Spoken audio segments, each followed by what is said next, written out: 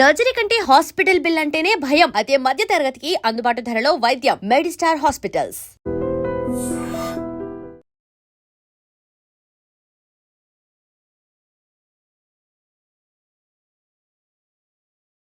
So Krishnakumari గారు ఇప్పుడు attack అనేది జరిగింది. అక్కడ శివాజీ చెప్పిన దాంట్లో ఆ 2 పదాలని 2 మాటల్ని గనక తీసేస్తే మిగతా అంతా బానే ఉంది కదా! చీరే కదా కట్టుకోమని చెప్పాడు అనుకున్నప్పుడు, ఆ చీర గురించే డిస్కషన్. చీర అంటే మన హిందూ సంస్కృతి, లేకుంటే మన భారతీయ సంస్కృతి, మన సంప్రదాయం. అది కట్టుకోవడానికి ఎందుకు మీకు అడ్డంకి?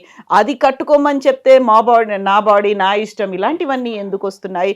పర్సనల్ అటాక్స్, డిరాగేటరీ కామెంట్స్ వస్తున్నాయి. అబ్యూస్ చేస్తున్నారు, టార్గెట్ చేస్తున్నారు.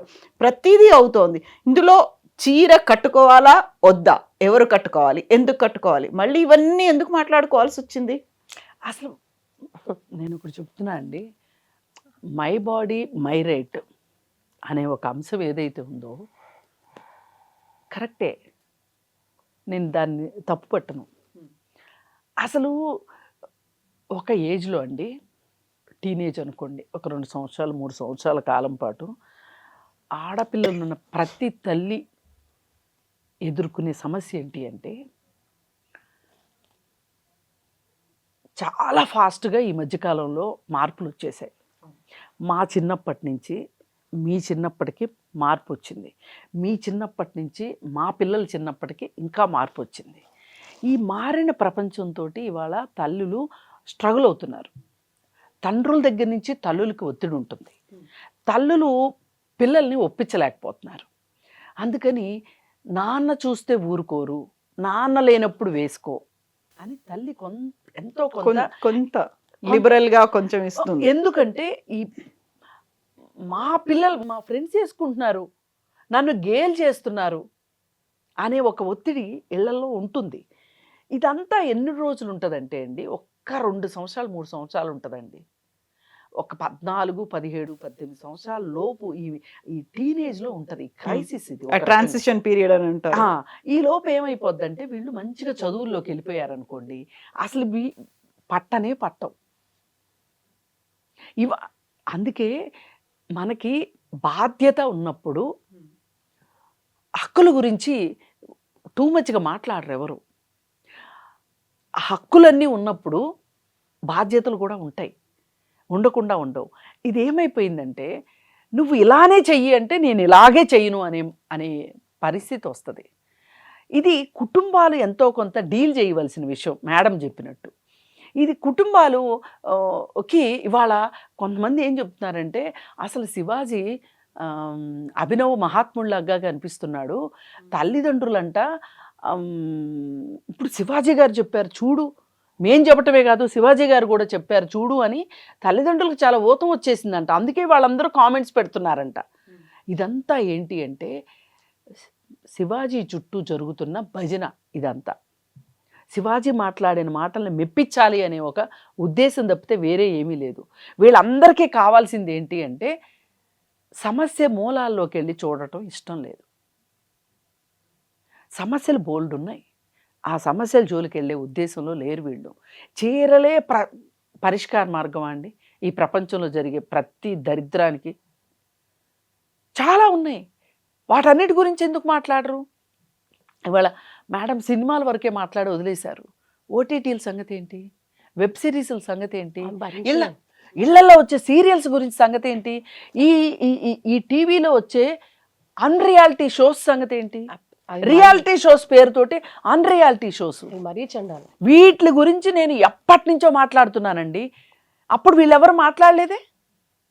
ఇవాళ పోని తల్లిదండ్రుల దగ్గరికే వద్దామండి. నేను శత్రువుని అయితే అయ్యాను తల్లిదండ్రులకి, శివాజీ దేవుడు అయితే అయ్యాడు, నాకు సంబంధం లేదు.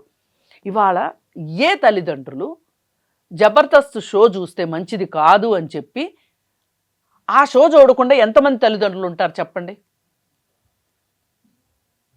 ఇవాళ ఫోను, నేను స్మార్ట్ ఫోన్ వాడితే నా పిల్లలకి అట్రాక్షన్ అయిపోతుంది అని చెప్పి పిల్లల ముందు ఫోన్ వాడకుండా ఉండగలిగే కంట్రోల్ ఉన్న తల్లిదండ్రులు ఎంతమంది ఉన్నారు చెప్పండి? ఇది మారండి మీరు. బట్టలు అనేవి చివరి విషయం అవుతుంది. ఎందుకండి తల్లిదండ్రులు త్యాగాలు చేయలేకపోతున్నారు?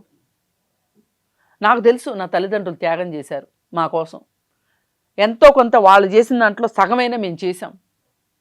ఇప్పుడు తల్లిదండ్రులు ఎందుకు త్యాగాలు చేయట్లేదు? మరి మీ స్క్రీన్ టైయాన్ని త్యాగం చేయండి, మీ పిల్లలు మారుతారు. మీ పిల్లలతో కూర్చోండి, మీరు మంచి చెడ్డలు చెప్పండి, మంచి చెడ్డలు చెప్పండి. ఇవాళ నిన్న బుక్ ఫెయిర్లో 7 కోట్ల విక్రయాలు జరిగినాయి అంటే చాలా సంతోషం వేసింది. అమ్మాయి ఆ పుస్తకాలు కొనేవాళ్ళు కూడా ఇంతమంది ఉన్నారా అని. చక్కగా ఈ పుస్తకాలను చదివించండి పిల్లల చేత,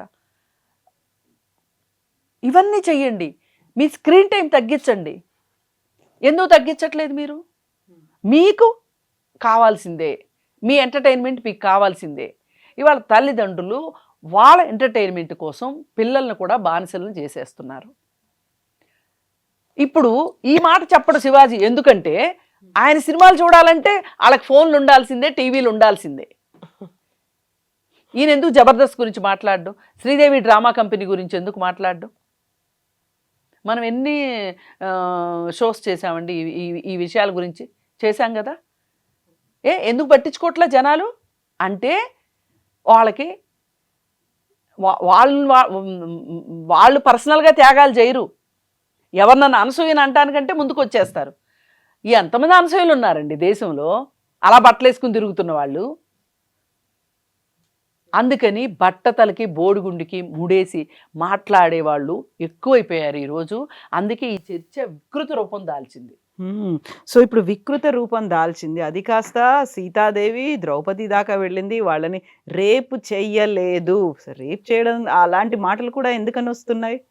దౌర్భాగ్యం. ఇది ఇంకో వికృతం, ఇది ఇంకో వికృతం. ఈ అన్వేష్ గురించి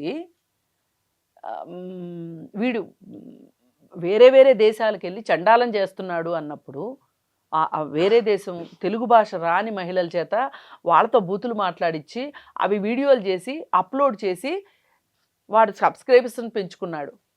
ఇంతమంది వాడు 10 lakhs పీపుల్ వాడిని అన్సబ్స్క్రైబ్ చేశారని చెప్తున్నారు కదా. అంటే ఇప్పటిదాకా మీరు సీతా సావిత్రిని యాక్సెప్ట్ చేశారా? ఇప్పటిదాకా వాడు చేసిన దరిద్రం కాదు. నేను ఆటగాడిని, నాతో ఎంతమంది నేను ఆడుకున్నానో తెలుసా, నా సత్తా నాకు మీకు తెలుసా అని మాట్లాడాడు కదా. అవన్నీ ఒప్పుకున్నారా మీరు ఇన్నాళ్ళు? ఎంజాయ్ చేశారా? అవి ఎంజాయ్ చేశారు. ఈరోజు వచ్చేసేసి సీతా సావిత్రి అని నేను వాళ్ళని అనడం చాలా చాలా తప్పు. ఇవాళ మనకి ఇష్టం ఉన్నా ఇష్టం లేకపోయినా అవి మన పురాణాలు, అవి మన ఒక రకంగా ఒక వారసత్వ సంపదే. దానిలో మంచి ఉండొచ్చు, చెడు ఉండొచ్చు. ఆ కాలానికి అది మంచి కాబట్టి అది రాశారు. అది ఈరోజు అది ఈనాటి సమాజానికి అది ప్రివేలు కాకపోవచ్చు. ఆ రోజు నిజంగా అండి ఒక్కొక్క పాత్రని ఎట్లా సృష్టించారు, అవి నిజంగా జరిగినాయా లేదో వదిలేయండి. ద్రౌపది ఎంత ఇదిగా మాట్లాడింది. నీకేం అధికారం ఉంది, నీకేం హక్కు ఉంది నన్ను జూదంలో పణంగా పెట్టడానికి అని అడిగింది. ఇవాళ అడుగుతున్నారండి ఏ ఆడవాళ్ళైనా, నా ఆస్తులు నువ్వు ఎట్లా అమ్ముతావు, నా పుట్టింటోళ్ళు ఇచ్చిన ఆస్తులు నువ్వు ఎట్లా అమ్ముతావు అని అడగగలుగుతుందా ఒక మహిళ? అడగట్లే. అందుకని చూసి నేర్చుకోండి, నేర్చుకోవాల్సింది ఉంటే నేర్చుకోండి. ఈ కాలానికి పనికిరాదు అనుకున్న దాన్ని పక్కన పెట్టండి. ఇది మనకు ఉండాల్సిన విచక్షణ జ్ఞానం. ఇది చాలా బాధేస్తుంది ఏమన్ గారు. అసలు వీడు చెప్తేనే మనం చీర కట్టుకుంటామా, లేకపోతే వీడు చెప్తే మనము మంచి చెప్పకపోయినా పర్లేదండి, చెడు నేర్పించొద్దు. అసలు ఇవాళ కావాల్సింది మంచి చెప్పేవాళ్ళు వద్దు, చెప్పకపోయినా పర్లేదు, ఎవరికి వాళ్ళు తెలుసుకుంటారు. కానీ చెడు మార్గం పట్టించేవాళ్ళు ఎక్కువైపోయారు. అంటే వాళ్ళ లైకుల కోసము ఇది రీచ్ పక్కా బిజినెస్ అండి.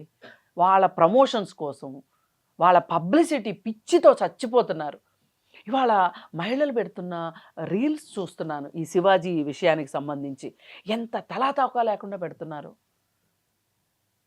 అవునమ్మా, మీ ఇష్టం వచ్చింది మీరు వేసుకోండి, వాళ్ళ ఇష్టం వచ్చింది వాళ్ళు మాట్లాడతారు అనే స్థాయికి వాళ్ళ మహిళలు ఆ స్థితిలో రీల్స్ చేసి పెడుతున్నారు. అంటే ఎవరిని సపోర్ట్ చేస్తున్నారు? మళ్ళీ మనము ఇలా వెధవ పనులు చేసే మగవాళ్ళనే కదా సపోర్ట్ చేస్తున్నాం. వాళ్ళకు గ్రీన్ సిగ్నల్ ఇచ్చినట్టుగా, పర్లేదు we are welcoming it, we are accepting it అని చెప్పినట్టుగా ఉంది కదా. వాళ్ళు అలా వేసుకుంటున్నారు కాబట్టి మీరు ఏం చేసినా పర్లేదులేండి, వాళ్ళదే తప్పు అన్నట్టుగా ఉంది అది. ఇంకొక ఆమె అసలు వేశ్యాగృహాలు నడుపుతుంది ఆడవాళ్లే అని ఆమె రీల్ చేసింది. కరెక్టే, వేశ్యాగృహాలు నడుపుతుంది ఆడవాళ్లే, కానీ ఎవరి సపోర్ట్తో, ఎవరి కోసం? వేశ్యాగృహానికి వచ్చే విటుడు తప్పు కాదు, వాళ్ళకి సపోర్ట్ ఇచ్చే పోలీస్ తప్పు కాదు, వాళ్ళకి సపోర్ట్ ఇచ్చే రాజకీయ నాయకుడు తప్పు కాదు. వీళ్ళందరూ సపోర్ట్ లేకోకుండా ఆ వేశ్యాగృహం నడుపుతుందా అండి? అంటే మనము మూలాల్లోకి వెళ్లకుండా పైన మాట్లాడుకోవటానికి ఎంత అలవాటు పడ్డామో దీన్ని బట్టి అర్థమవుతుంది. ఎగ్జాక్ట్లీ.